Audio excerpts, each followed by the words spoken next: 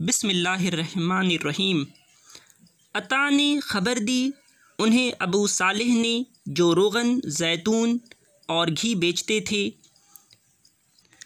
انہوں نے ابو ہریرہ رضی اللہ عنہ سے سنا کہ رسول اللہ صلی اللہ علیہ وسلم نے فرمایا، اللہ پاک فرماتا ہے کہ انسان کا ہر نیک عمل خود اسی کے لیے ہے مگر روزہ کہ وہ خاص میرے لیے ہے اور میں ہی اس کا بدلہ دوں گا، اور روزہ گناہوں کی ایک ڈھال ہے۔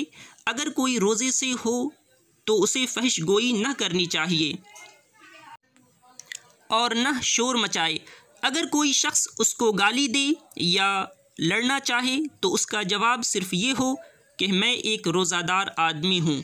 اس ذات کی قسم جس کے ہاتھ میں محمد صلی اللہ علیہ وسلم کی جان ہے، روزہ دار کے منہ کی بو اللہ تعالیٰ کے نزدیک مشک کی خوشبو سے بھی زیادہ بہتر ہے۔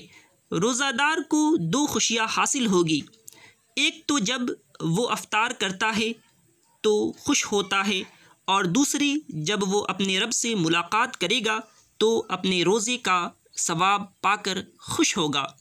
بحوالہ صحیح بخاری، حدیث نمبر 1904۔